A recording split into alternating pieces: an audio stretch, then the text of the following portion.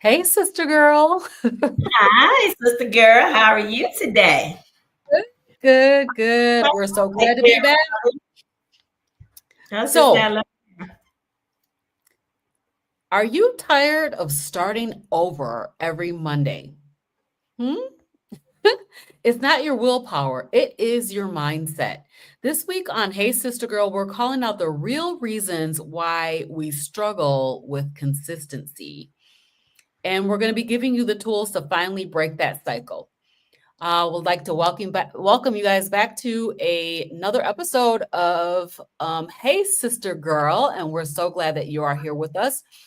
Remember to go ahead and hit that like button and subscribe to our channels, and then share this out with somebody that you know needs it. So today's topic is mindset and motivation: why women struggle with consistency.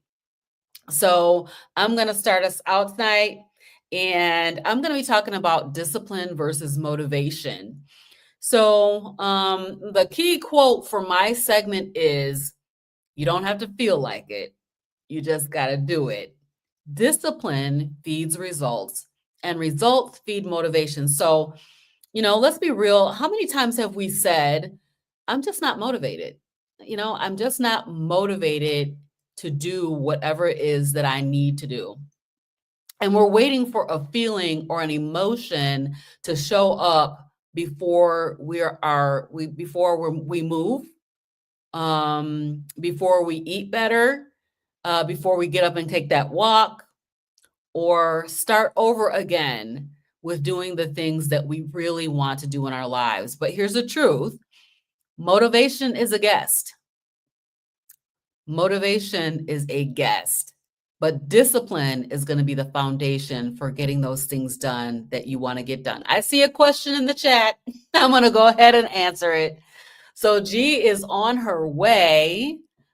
She is traveling, and she will be here as soon as she's able to get to where she's going to. So we do expect her to come in at some point during this show, but we're just going to go ahead and get started, and she'll show up when she's here.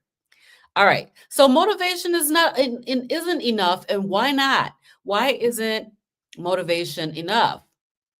So motivation might get you started. Like, I'm really pumped, I'm really excited, I'm really, energized about starting this way of eating. I'm really energized about starting this workout program. I joined a gym and I'm really motivated to go to the gym.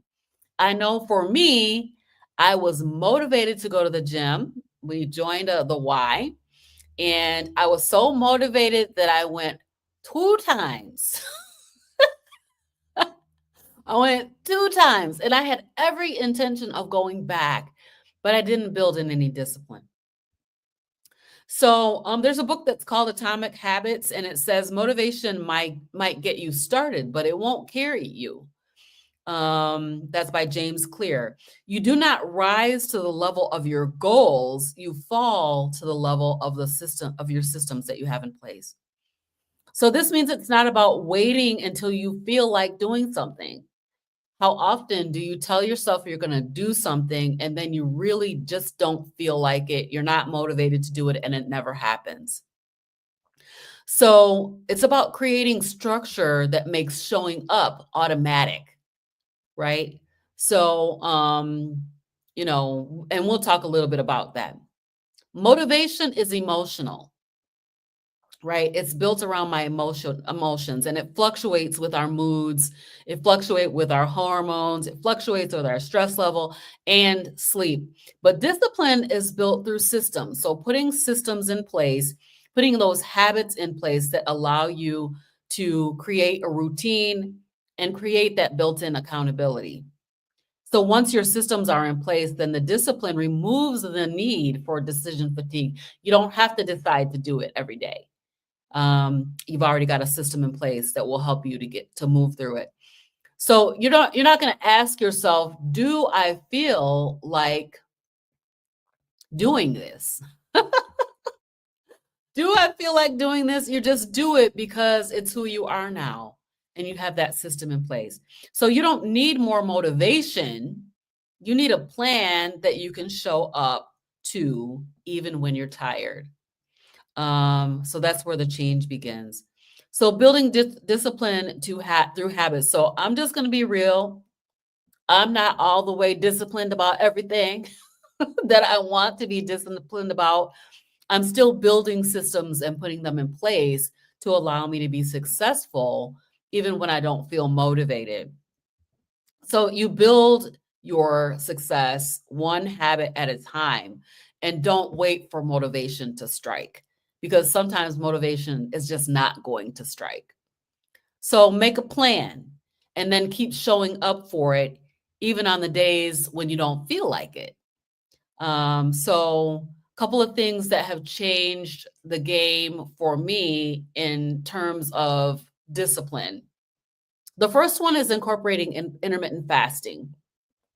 So I was really struggling with like getting into this weight loss mode and, thinking about weight loss all the time. And putting in a structure where I'm intermittent fasting regularly. So I have an app on my phone. I turn my app on. I'm in my fasting window. And that means I'm not eating, right? When the fasting window is over, then I'm in my eating window. So I started by tightening the eating window and letting my eating window be shorter. Also, I incorporated 1 day a week, and I got a group of ladies around me that are doing this with me, where we are doing one 24-hour fast, a minimum of one 24-hour fast every single week. And so every Monday night, it's 7 o'clock now. So basically, I'm done eating until tomorrow, 24 hours later. And so that intermittent fasting puts that structure in place so I don't have to think about whether or not I'm eating. If I click that fasting button, then I am fasting until my fasting window is over for the most part. So the second one is the daily walking challenge. And so we want to encourage you and invite you to join us on the Challenges app for our daily walking challenge. And it is 14,400 steps a day. And that is a lot of steps. It's a lot of steps. But what I want to say about that is challenge yourself to do more than you did before. So I was struggling to work out. I would not get myself, I have a Peloton bike.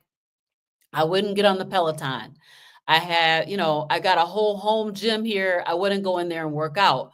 But that Challenges app has me doing 14,400 steps a day, almost every single day, because it's a challenge and there's a group that's doing it with me, and it's very encouraging. So that system being in place is helping me to accomplish my goals. And then the other one that I want to mention is eating meat and dissing the sides. You know, whenever we talk about carnivore with people who are, Simpson says, poor Red. Red is my Peloton. She hasn't seen me in a while. But we talk to people who have never heard of carnivore. One of the first questions that I've been hearing lately is, what about sides? What about the sides? And we don't need sides. I use meat as sides. So, I'll still have 3 things on my plate, but all 3 of those are different kinds of meats. And so keeping it simple, stop worrying about what's going to be on the side. I stop worrying about whether I'm going to have a baked potato or a mashed potato. I'm not going to have no potato. I stop worrying about whether I'm going to have potato salad and mac and cheese. I'm not going to have none of that. I'm not going to have a salad on the side of my steak. So when I go to a restaurant, I'm not going to, and they're telling me, but it comes with sides. I'm like, okay, thank you very much. I'm paying for the sides, but I don't want them. So eat the meat and dish the sides. Meat, salt, water, no more sugar, fewer decisions to make. right? You don't have to decide what is the side that you're going to make. Am I going to have broccoli or Brussels? You're not going to have none of those. So if you want to build discipline, start small, stay consistent, and simplify the steps. Put your systems in place because that's how you're going to win. So I still have hard days sometimes. Some days I don't meet my goals, but having those systems in place. So if I choose to eat my meal before the fasting app is done, then I have to click that fasting app and see that I did not accomplish my goal. That's a system that I have in place, right? When I look at the challenges app and I see that I did not meet my 14,400 steps a day, it tells me something, right? I'm trying not to beat myself up over it. But yet and still, there are days that I don't accomplish my goals every single day. So, bad day playbook, right? I want to talk about what can be your bad day playbook. Pause, take a pause, think about what happened, why you did not meet your goal. I pray, ask the Lord to help me. Drink some water. Drink some water. Oh, and community is key. I reach out to my sister girls and I say, "Hey, sister girl, I didn't accomplish my goal." Somebody's going to tell me, "Don't do that again. Meet your goal." Somebody's going to tell me, "Don't beat yourself up over it." Somebody's going to be just, they're cheering me on to meet it next time. And so those sister girls mean so much because everybody has an input and everybody is there for support. So I want to encourage you guys, if you are not part of our Facebook group, Hey Sister Girl, it's free. Join our Facebook group and get that support that you need. And then I remember my why. When I'm sitting here looking at my face in this, I was going to call it a call, but in this live stream, I can see my why, right?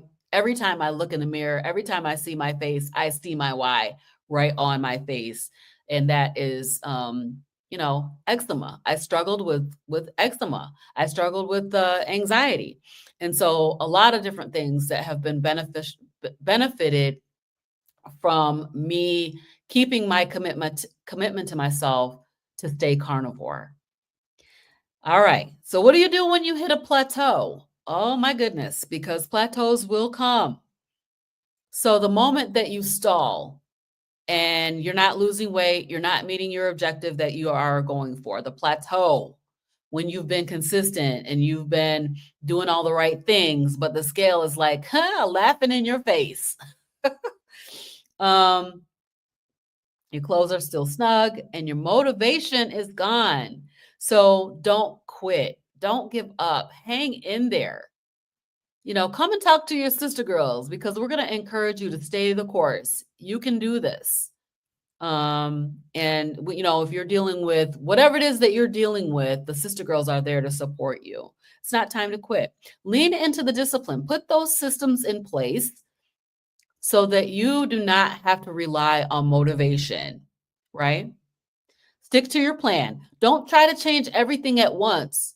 Tweak one thing and then see what happens. I like to tweak one thing and then wait a month or 2 months or 3 months to see what the impact of that one thing is, because it takes time for these things to happen in your body. Keep showing up. Keep showing up every day, whether it's the gym, the kitchen, in your journal, writing your journal that tells you, where you're talking and telling yourself all about what's going on. Or even if you're journaling, some people journal their prayers and they talk to God that way. And so journaling can be really good. Be consistent. Tracking the non-scale victories. Non-scale victories are so super important. They are the things that are going to keep you in a good mindset, because non-scale victories happen all the time, every single day. Are you sleeping better? Are your cravings gone? Is your skin clearer? Are your moods more stable? These are some of the main things that happen when you switch over to a carnivore diet. So here's the truth. Discipline creates progress. Discipline creates progress. And then the progress will reignite your motivation. So we don't want to wait for motivation to show up. The discipline leads to the progress. Progress ignites the motivation, and that's what's going to carry you through from plateau to breakthrough. All right. So you don't have to feel like it. You just have to do it. Show up for yourself, even on the days that you don't feel like it. And that's where the change really begins. So we're going to move to, I'm going to hand it over to DeNitra. She's going to talk to us a little bit about emotional eating and self-sabotage. Thanks, Robyn. It's funny you talked a little bit about community because I added the power of community to mine as well because it's such a key factor for us. So when we think about emotional eating, of course, we immediately think about, women are emotional and we make decisions based on emotions, and we get a bad rap in a lot of cases when it comes to being emotional. And so when we start to think about this emotional eating, the thing that I want us to recognize is that it's really not a weakness. It's really something happening that you lean into eating, right? And for me, when I was more of an emotional eater, it was because it was consistent, right? I could count on Kroger having vanilla Oreos and ice cream. I could count on Sonic having an ice cream cone or a sundae. And so it was the consistency of the getting there without any fuss, without any fight. No one's, saying no to me. It just shows up and is consistent. And so that's essentially what's happening when we are emotionally eating. We are thinking of it in a way that says, I need something that is available to me, and I can have it how I want it, when I want it, even if ultimately it's disastrous, right? Because usually emotional eating is going to turn to something disastrous. And so it goes back to craving, right? We're craving some type of soothing, some type of comfort.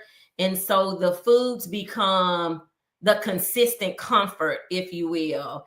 And again, let's not look at that as a weakness. What it really is, and the food is not the problem either. It is just the coping mechanism that we use. And so even when you think about Dr. Robert Savis often says that snacking is it is always emotional. Whenever you're snacking, it's emotional. And so it's a really good time to try to pause. Not saying this is easy, to try to pause and check in as to what is the emotion happening at that time. So if you're running to the snack machine, and if you just can train yourself, as Robyn just mentioned about discipline yourself enough to just pause and ask the question to say, hey, am I really hungry? Why am I reaching for this? And then make a decision to say, if I'm not hungry, then I'm not choosing this. So I'll use myself for an example today. Today, I like Starbucks, right? Don't have Starbucks often, but today I wanted Starbucks. And really, I was hungry. And so, one of the tests I do with myself to determine if I'm hungry or not hungry, am I doing this out of emotions, is am I hungry? And if I'm hungry, then I'm going to be good with a steak. I'm going to be good with some beef. I'm going to be good with real food. And so, rather than go to Starbucks today, I drove to the butcher and got some good fatty ground beef and some good fatty beef. And I am satisfied. I am satiated. And so it helped with the craving and whatever emotions I was dealing with earlier today. And so there was a time where I would show up at Crumble Cookie or the world's best cookie. But today, I wanted to dive a little deeper into me. And what I like that you said earlier, Robyn, was really reflecting on your why. And so what I had to say to myself is going to Starbucks, which is the lesser of going to Crumble Cookie. It's like a step up in some cases. I chose definitely not to do the cookie. So, hey, pat on the back for me for that, right? It ain't always been that way. I can be your emotional eater. And so what I want us to walk away with is the things as women that we are so taxed with. We're carrying the emotions. We're called emotional, and it's because we're carrying the emotions of so many things, whether it is your children, whether it is a spouse, whether it is someone at work.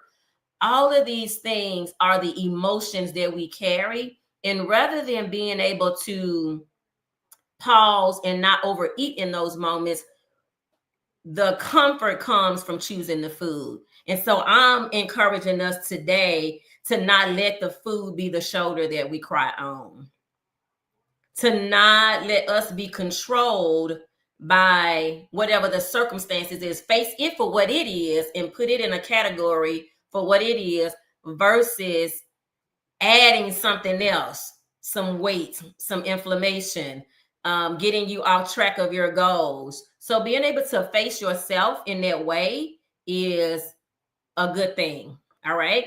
So then the other one that I want to talk about is self-sabotage. Because again, the sister, if you will, to emotional eating is this self-sabotage.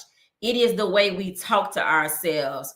It's the things that we say about ourselves. I don't deserve it. I've been like this my whole life. A lot of times when I'm having conversations with women, they tend to remind themselves of how long they've had an inflammation problem or how long they've had the dark circles under their eyes or how long, or I've never been under 200 pounds. I got a message from a lady that I've been talking to recently, said in the last 5 years, she's never been under 200 pounds. And so those are the self-sabotaging things that we say to ourselves. My guilty one is my belly area. I'm like, even when I was smaller, I still had a belly, right? So when we get into self-sabotage, these are the things that keep us from being consistent. These are the things that keep us from being disciplined, because we do self-inflicted, right? We tell our own selves what's wrong. We agree with what's wrong. And we say, oh, well, forget it. It's not worth it. But as Robyn said, I'm saying the same thing, that if we stay the course, if we celebrate those non-scale victories, we need to have those on deck at all times. If the clothes are fitting lighter, if your skin is lightening up, right? I'm still thinking about this little piece of me here, like, and this is transparent as it can get. When is it going to go away, right? What exercise can I do for that, right? So that could easily become self-sabotage. But when I look at my side by sides, when my face was much larger, much darker, when all of this was broke out, somehow I've forgotten how far I've come, right? When I start to think about the diagnosis of lupus, that's nowhere in a chart at this point, right? So we have to change. Thank you for that, Robyn. We have to change that self-sabotage. So even on that second picture, right, this is greatly improved compared to the before picture. And a lot of times we self-sabotage and we forget about that, right? We are not pleased with the progress, or we don't remember that, you know, there was 50 more pounds to me, right? And so now I'm looking for this quick fix, this cookie cutter, without realizing that the whole goal here is healing. So we have to speak to ourselves in a way that says, it's just like if you get a cut on your arm and you need stitches for that, the stitches are going to have to heal over. And so we are not that patient with this journey of healing. We want it now. I've been doing this for 3 weeks and the scale still haven't moved. Okay, well, the scale was moving up 3 weeks ago. You were going higher. At least it's not moving up, right? That's what you can say to yourself versus thinking about these self-sabotaging things. And a lot of it is also, it's wired in our brain for us to look for relief, for us to look to, for our stresses. Cortisol's rising, right? Insulin is rising. The body is craving. So all this stuff is going on inside of us. And at some point, we just have to take a chill pill. That's the pill I give y'all permission to have, is a chill pill. We can have that one. The thing is this, I was having a conversation earlier today, and a lot of times, because we're the faces on the show, it feels like we are not struggling ourselves. It is a struggle, y'all, just so y'all can be clear, to even come to the show sometimes. It's Monday. We having a show on Monday. Like, where they do that at, right? It's the weigh-in day and the scale didn't move because you cut up all weekend, right? So you got all of these things going on, but we keep coming back each week. We keep encouraging each other. And Robyn talked about community. And even in our company, this is one of the main tentacles, if you will, for our company, is how do we build a community? I had the pleasure this weekend of going to, and if you all want to look it up, Healing Humanity is a movement for Carnivore. But it just talks about all of these people who were ill, not well. They were taking the standard American diet. They were taking a pill for every ill. There's one guy that's going to be featured that's been in his house for 4 years. He had not been out of his house, right? But there was no community supporting him. And so when we talk about community, we talk about the Hey Sister Girl group. There is no judgment. We all are in different places. Our entry places are different. And that's the time to dial in. Me and Robyn had a conversation because we meet before meeting, right? Before we come. And we were just having a conversation about the step challenge, right? I've been doing the step challenge, and I see Dr. Moore is here tonight. Dr. Moore introduced me to this step challenge over 4 years ago. And it's 14,000. Gee. All right, G, I'm wrapping up because you get to come on in. You made it. Thank you. That's awesome. Woo, y'all. Dedication, that's all I can say. You came at the perfect time, because I literally just said that we keep showing up in spite of not always being at the top. So I want you all to know that there is this transparent moment, even for us, to keep showing up for ourselves, to keep showing up for each other, that there is no judgment. So when I started the step challenge 4 years ago, it was during COVID. I was strictly working from home, and I was telling myself, this is the gift I give to me, right? So I had 2 hours, 3 hours that I ain't got nothing else to do but go walk. So there are days when I'm kind of hard on myself because I'm not getting my steps, but I've been in the car for 4 hours. I've sat in a meeting for another 4 hours, and then I still got to get home. And so that's where the grace comes in, where you're gracious to yourself. It's just like the Bible talks about the Sabbath not being something that we serve, that the Sabbath is serving us. And that's what the steps are. They are serving us. But if it becomes this thing that's getting you all off in your brain, it becomes so strict and rigid, as one of my good coachees would say, if it gets so rigid, then it doesn't serve the purpose. And so tonight, what we're saying is, this emotional eating is one thing, right? Being able to take a step back and ask yourself, am I hungry? Do I even know when I'm hungry? Because we actually should only be eating when we're hungry, right? We should be stopping when we're full. It would be equivalent, I've said this before, to your gas tank. If you go out and you fill up your gas tank and you bring it home and you park it in the driveway, You're not going to go fill it up again because somebody bumped into it, right? Somebody blew a horn at it. So now the car is all upset and now I need to go get some more gas. So there's not this emotional connection to it. And so I'm saying the same thing to us. You want to check in. Am I hungry? It's the only time you should be eating anyway. And you should be eating for nutrients. And most of the things that we crave and eat when we're emotional ain't got nothing to do with nutrients. It's a bunch of garbage that's going to get stuck on us. That's the one thing I tell myself. This what I'm about to try to eat that I think is going to make me feel better for the moment. It's going to be wasting me. I don't know. Is it going to take me 3 years? Is it going to take me 60,000 steps to get it off?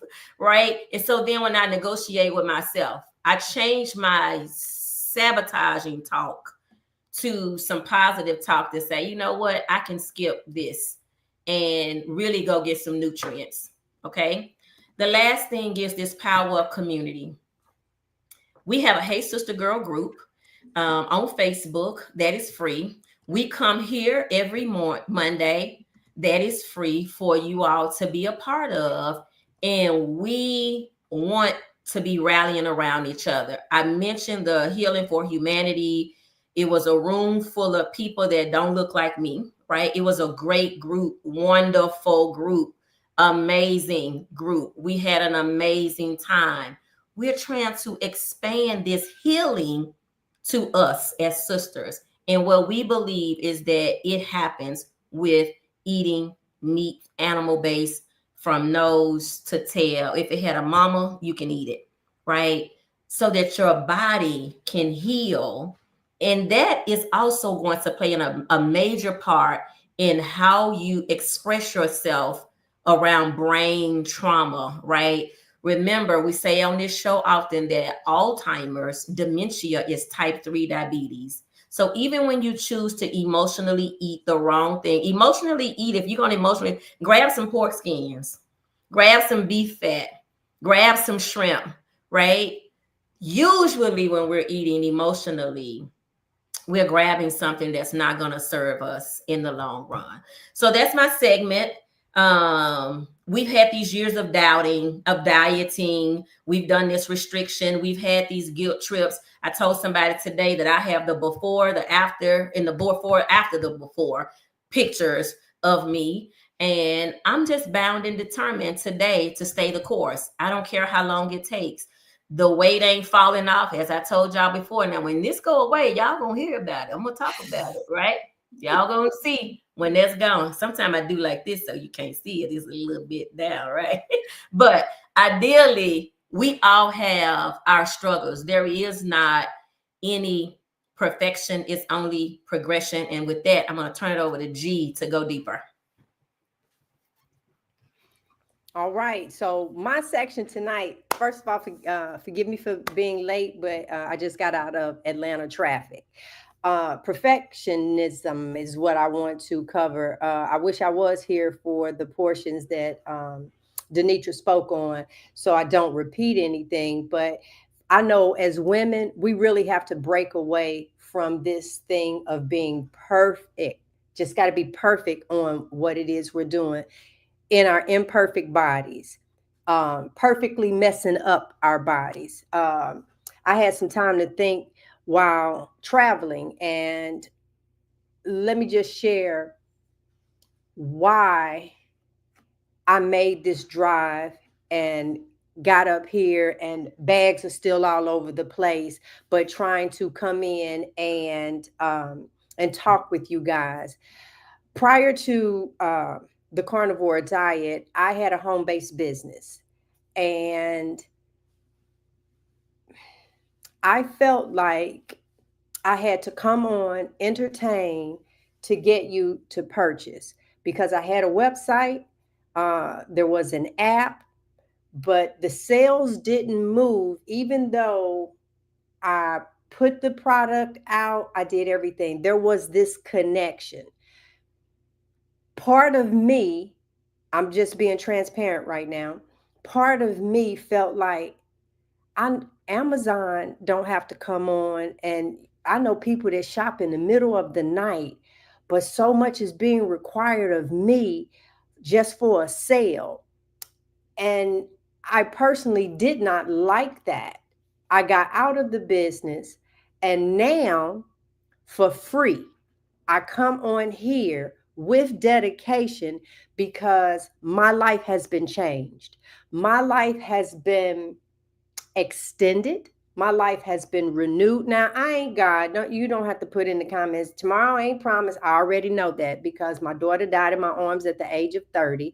That taught me that, listen, tomorrow is not promised. So you think because you 40 watching this, or you might have scrolled past and you in your 30s and feel that you got some time. Well, my daughter died at the age of 30, left behind 2 kids. So tomorrow is not promised. When my mom died, that just told me, oh, you next. So I understand that. That doesn't change what took place with me and my body. When, unlike some of you guys, whatever your testimony is on how you found this way of eating, I was a vegan. I was a vegan minding my own business, struggling with my own ailments. I was sick and tired of being sick and tired of waiting on that Monday. We'll talk about it. And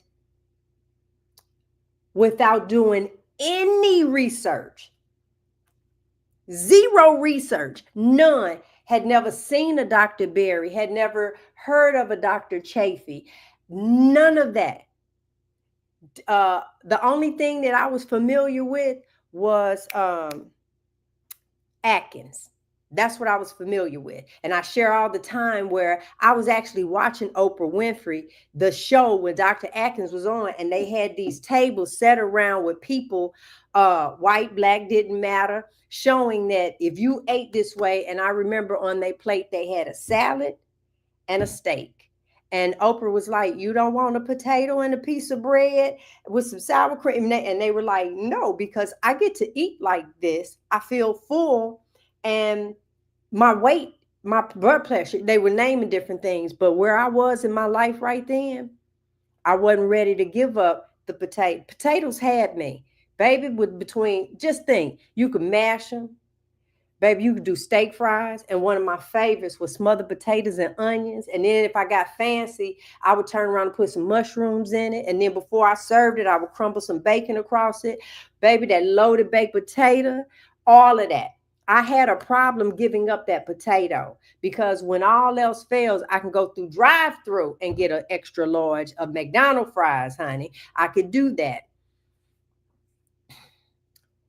Without any research, we started this diet and it changed my life. I went from trying to sell you something on social media platform to creating a channel to come on and say, listen, you don't have to worry if Medicaid is gone because you can fix your body where all you do is go in once a year for some blood work. And my blood work is for y'all, not for me, because I feel good. I feel good, but I want to be able to tell you about my numbers. My numbers, the last 2 blood works was good. And so I want to be able to do that. I want you to be able to not worry about if the prescription pills are going to go up because you offer all your meds. I am. So I'm telling you, this food is the answer.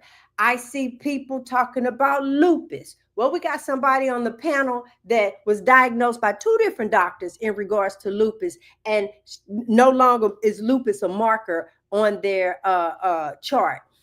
For me, the bulging disc surgery on 2 different occasions, but I had refused to have it, and I'm glad I didn't. But there are some surgeries that I did have. I no longer have my uterus because fibroids came in, and my uterus was the size of a 7-month pregnant woman, and they had to remove it. Did they have to? I wasn't eating right. So I don't know. Maybe I still could have my uterus. So we come on here every week and we dedicate the time to reach you through the camera to say, hey, sis, listen, We done sat up here and we've done this, and we know this will work for you. I don't know another way to say it. What is your question? The bottom line is that thing that you don't want to give up. That's the thing that's making you sick, sis. That's that thing that has a hold of you. That's that thing that's poisoning you, because everything that we've probably talked about, even though I wasn't here, is connected to sugar. And I'm not talking about white granular sugar. All right. I prefer to eat a hot dog than a piece of kiwi. I prefer a Polish sausage over a pineapple. It's like, I know how great it does for my body, but let's just talk about a reset and perfection, because that's what ends up happening. We want to, until I get this, and this in order, then I can start this. That's not how it is. Why are you waiting on Monday when your body hurt today? I don't understand. For me, I'm tired, but I dreaded going to bed because I knew it was going to be painful, but I'm sleepy. So what did I used to do? I used to try and knock myself out with Percocets and wine, and just so I can at least get to sleep. And I mean, I wake up, I deal with whatever, but at least I got some rest. That's how twisted my train of thought was. At least I got some rest. Turn my kidneys up with that combination. But the pain was so great. I'm pain free now. And once again, just come on to let you know. And listen, women, especially Black women, most of us were raised to be strong. I say that: strong, polished, never mess up. You got to work twice, 2, 3 times as hard as your counterpart. That's what we already know. We know these different things. But I'm trying to tell you, you don't have to be perfect to take care of your body. You don't have to do that. Let's get that mindset change. We say that all the time. And I'm saying to you, if you can handle this food aspect and put that body under subjection, honey, I'm telling you, this will trickle over into so many different areas. Let me just tell you why. I've been so inspired by meeting Dr. Moore. We had her on here, and I don't know if DeNitra even talked about this while I wasn't here, because I just did my first 5K. I see people doing that. I'm thinking 5K, 5 miles. I can't even walk 5 minutes. What I look like trying to do a 5K? Well, no, it's kilometers. And so it's pretty much what, 3.2 miles, 3.3, doesn't matter. And so the walk wasn't long enough. I should have did a 10K. But when I met Dr. Moore, she doesn't understand. Well, she probably know now because I done told her how she inspired me. Number one, when I met her, she was 70. When we had her on the show, she was 71. So it was right prior to her birthday. And I've been all over social media bragging about, I'm doing 15,000 steps all of 2025. I'm finna show y'all. Dr. Moore pulled her phone out and started doing one of these numbers. She's been doing 15,000 steps for years. So that just, I was like, oh. There she is. I don't know. She on the show tonight. She is? There she, yeah, she said, yeah. I ain't looking at no comments, y'all, because I'll go and look. But yeah, so Dr. Moore, back when you did that right there, honey, that touched me.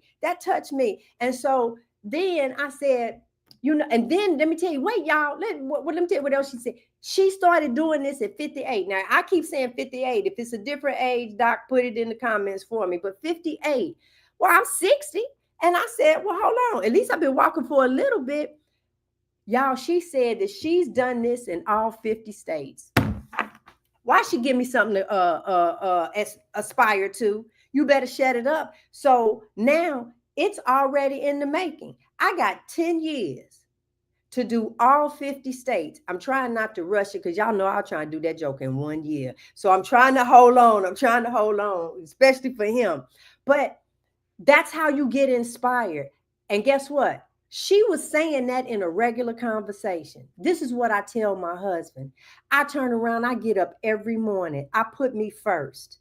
I had this conversation with someone else. There was a young lady that I used to work with. She died. They told us about it on Friday. They was doing applications for her job on Tuesday. Baby, this world gonna keep going without you. Your family might hurt, but they gonna keep moving forward. right? And I feel that if you don't do something about your life right now, why you got them aches and pains and why you on that medicine, that's selfish because it ain't getting better at all. And now all of a sudden, I don't want to be a burden on my husband. I really don't. Now that goes back to I can't stop if something happens with a car accident and all of that, but it won't be something that I'm sitting up here trying to actively do to myself. So I get up every day and get them 15,000 steps in so he don't have to take care of me, that he can just continue to enjoy me. And guess what? I'm requiring the same thing from him.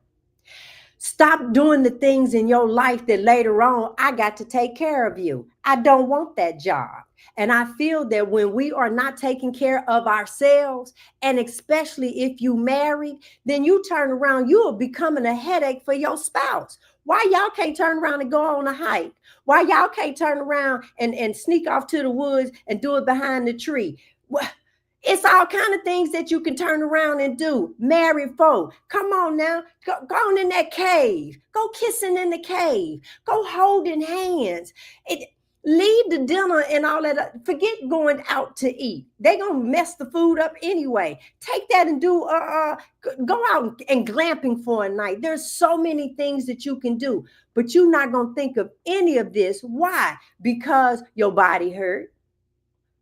And I don't know if I inspired y'all or not, but my time is up. It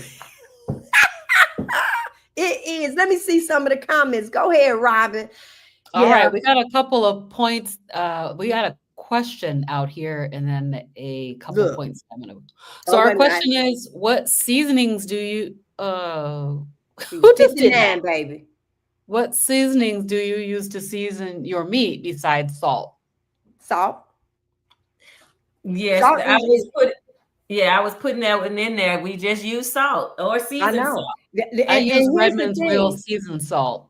Because and watch this here, y'all.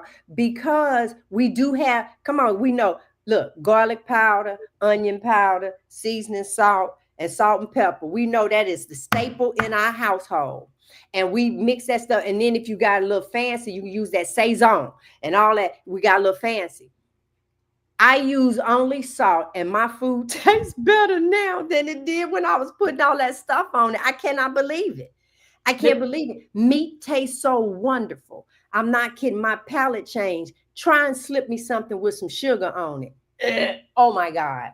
It's like, this is so sweet. It just, I don't like it. Yeah. But you know, 2G, one of the things, because I do this with clients, we do a pantry purge and we read the back of the labels. I say that often on this show. Many of the seasonings that you have in your cabinet, in your pantry right now, have sugar in them and other kind of chemicals. Either you're going to see the term maltodextrin. I was with a family over the weekend and was going through the things that they had in their house, maltodextrin, dextrose.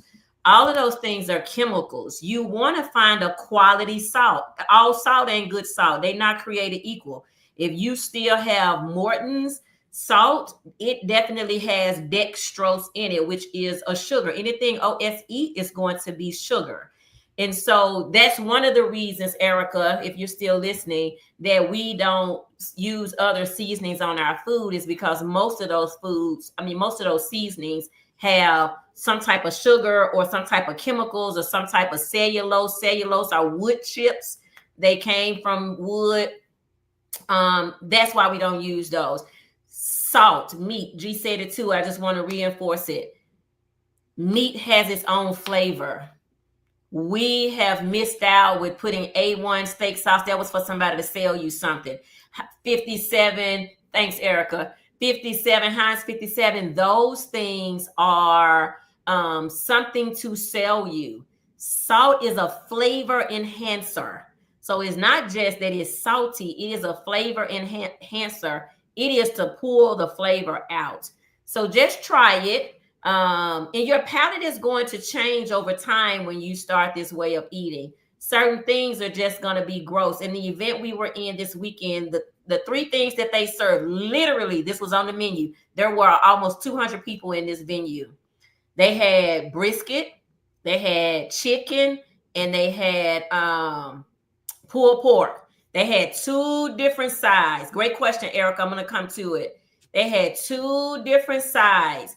One had seasonings on it and the other one did not. The line with no seasonings was longer because people do not want those reactions to what seasonings do to the body.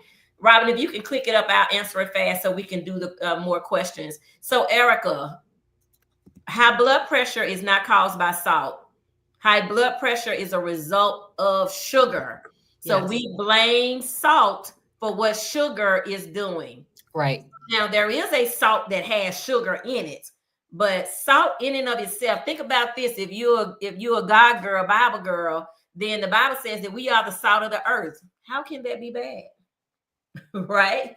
When you go into the hospital, if you're dehydrated, the first thing they do is put you on a sodium drip. How can that be bad? So salt has been blamed for what sugar is doing. Sugar is what causes high blood pressure. I don't know if either one of you want to add something to that. No, I think you said it very well. That's exactly right. Is that we're blaming salt. We're blaming meat. We're blaming a lot of things on what sugar has done to us. Sugar is the ultimate culprit. You need to eliminate all sugar from your diet. And that means plants, because plant equals sugar. And let me add with that. So watch this here. I'm a demonize salt and meat. The 2 things that if you only ate those, you would put everything else out of business, plus the medical doctors. So why would you not think that would be the thing? And then it goes over into, what about the vegans? A lot of times it's helping that they are not eating those other things. But I love to say Tabitha Brown just had a hip replacement. G Brown needed back surgery twice and have no surgeries. You see what I'm saying? Because that inflammation, I've watched her show. I love her. So wait, let me start with that. And I promise I want to reach out to her, but she's made a fortune as a vegan. And then if I turn around and say, girl, try Carnivore, I know her whole body gonna turn around. I got one even better. Have y'all been outside with the pollen that's going all the way around? Have y'all seen that? And you gonna tell me plants ain't trying to kill you? Right. Y'all, all this. Some people can't even go outside. And you didn't even have to do anything. I said they didn't got really, really pissed because we are moving into their territory with you putting concrete down for sidewalks. And when it can, it'll bust through the line of the concrete. Come on now. That's a plant. Never die. Seeds never die. Seeds. And you're thinking that, no, it's the plant. Baby, please.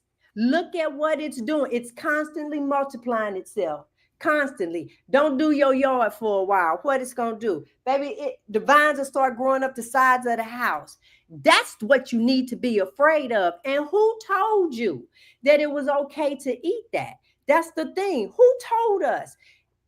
Every time I turn around, I see something new. My husband, I ain't never heard of this. Creasy greens. They're wild greens. And I looked at him, and when I finally saw it, I said, baby, I don't know which one of the our ancestors or family members went out there because this wasn't available. This is a wild weed. And I done turned around and I had never heard of that. And we talk about this on the show. Y'all, kale used to be the decoration because of how curly it was. It made the salad bar look pretty. Now, all of a sudden, y'all done took the decoration and put it on the plate. Listen to what we saying. Our stomachs. So the thing is that goes against the vegan.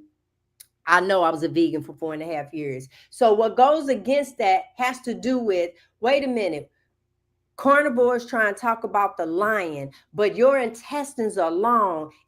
That we're comparing the bodies, but no matter what, we don't have multiple chambers in our stomach. I don't care where that come from. Every animal that we eat has these multiple chambers because they are breaking down the nutrients from the grass. That's how the lion gets. Lions don't eat green vegetation, but they get all the nutrients from the animal that they eat, who is a grass eater. Okay, that's how they get those things. Look at the ecosystem of how it works, and that's the exact same thing for us. It really is. So I hope that answers somebody somewhere. Oh wait, we got a question. We had just a couple of comments. So Charlie's here. He says a wise person said something along the lines that if hunger wasn't the problem, then food was never the solution. I love that. Thanks, Charlie. That was really good. And then Ed's here. He says persistent equals perfection. Just a statement. Thank you. All right. And one more. B. Russell has not a question, just a statement.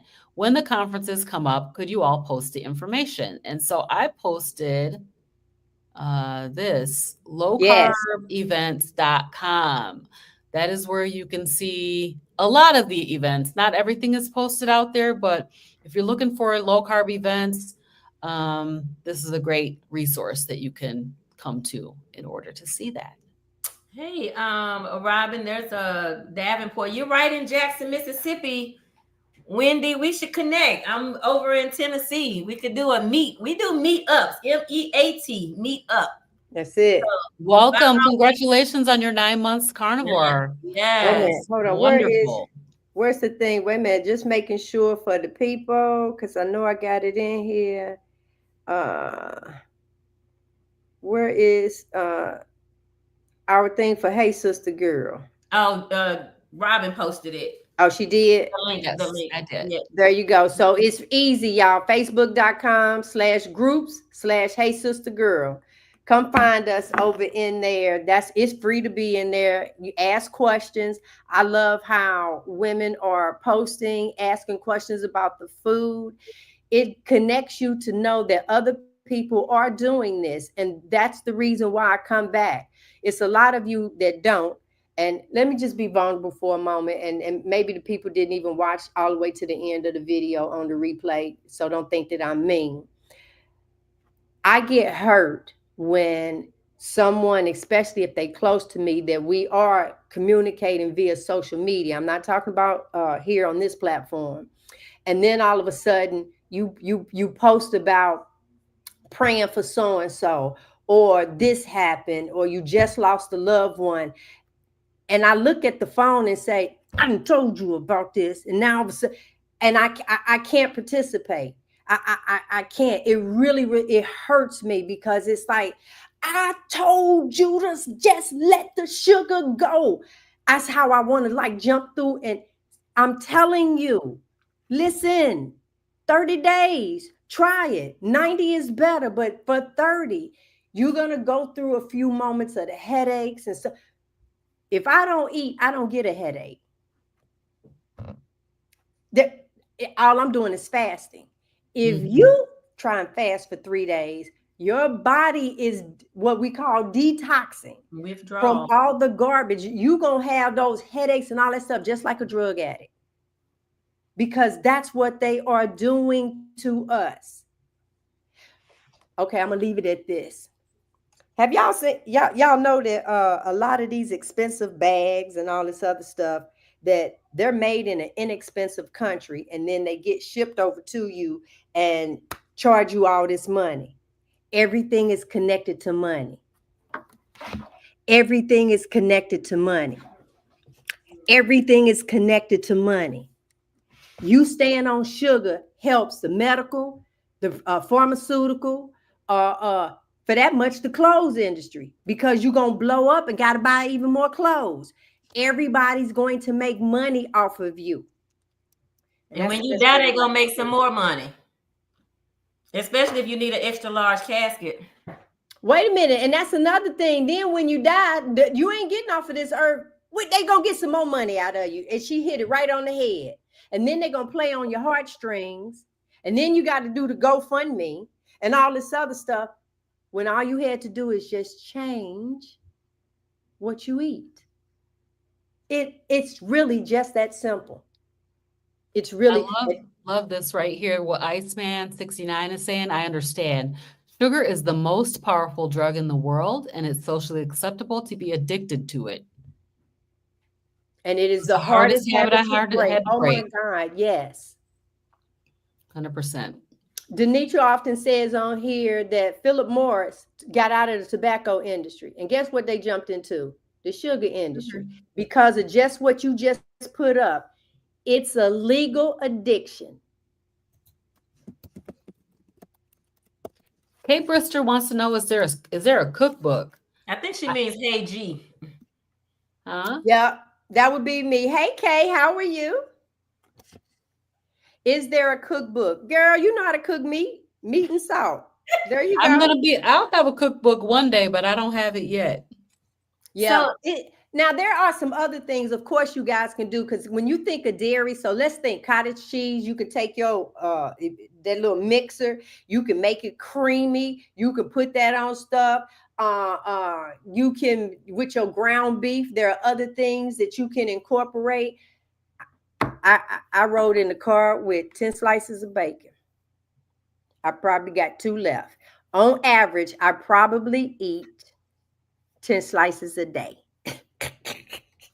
Is that all? I get messed up. I only do that. No, girl, because that thick bacon is expensive, and it's like it's $20 a pack, but I love it. And it's like, and I turn around and I get it, and then a steak or and then when I fry my wings, yeah, I meant to show y'all this in the private group. After I season it, the grease ain't even heated up, and I lay my chicken on cold bacon grease, right? And it'll start frying in the middle even before the edges have melted. It's like it just start doing. And when I take my wings out, I don't put them on the paper towel. I just put them in the bowl because I don't care about the fat, baby. Oh, so good. Liberating. Yes. And so the idea is to get the diet mentality out. Now we work with people and help them with cookbooks and recipes. We got a little fancy stuff that we do to. Way to go, Carolyn. Carolyn is mine, y'all. Yes. She started in November. She started on her journey in November. Way to go. And so the thing is, you can heal your body by just eating meat. We know it's a tough thing to hear. It seems crazy, but you can do it. We're your proof that it can happen, that you can take sugar out. The goal is to remove sugar from your diet. Look at Dr. Moore. That's Paula asking about elephants. So I mean, we don't look like elephants. We don't want to look like elephants. Wait a minute. So let me say this about that. Every animal on earth eats what they're supposed to eat, but humans. Okay, let's start with that. But I'm gonna take you back to a baby. I say to everybody in here, even if you haven't had a child, you've been around a niece, a nephew, a cousin, or something. When y'all first start feeding babies, when you put that spoon, they do that. But we continue to force them, right? Because of Gerber and all this other stuff, and we're doing, but they do that. Give them a chicken bone and watch what they do. Mm-hmm. They gnaw on it because you finally gave them what they were designed to eat. Tell me if I'm wrong. And then as you get older, we say this on the show as well. God gave you an organ, which is called your gallbladder. The only purpose of the gallbladder is to secrete bile on fat. So if you were not supposed to eat fat, why did God give you an organ only to secrete bile, not on a vegetable, not on a potato, not on bread, fat? And then what happens, because they done told you to eat some margarine and all this other stuff, and oil is for engines, not for you. And because you're doing that, the bile sits there and it's like, it's not secreting. So then the bile turns into sludge, and now you're laying on the operating table because you didn't use it. But when you had it removed, they told you it was from fried foods. And it might have something to do with it because that's motor oil that they originally produced for engines. And they had so much, they started pulling all of it out and then told you it was vegetable oil. What vegetables make that much oil for that price? That's all. Marketing. We're gonna Yes. do a show on that. Straight marketing. And Iceman, y'all got the things over there said there are more ex-vegans. And that's one thing, Iceman, I appreciate you pointing that out. That's one thing that I point out to people is when they start talking to me about being vegan, I say, hey, don't listen to me. Go Google ex-vegans. You're gonna see a whole slew of them because you cannot, most people, I'm one as well. I did vegan, I did vegetarian, and it was killing me.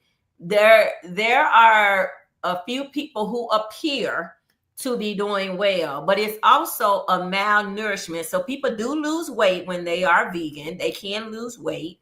Can. But most people are not well being vegan and vegetarian. No. This is not everybody, but most people are not, and they eventually. I follow a young lady who I was excited, if she's listening today, I was excited to see she was cooking some beef short ribs, but she had been vegan for a very long time. And she does now is into looking for quality meat. And you do have to find quality, but that's your role as a person who's consuming something. You got to be able to find what it is that works for you in terms of meat. Yeah. I Like literally eat with a bowl.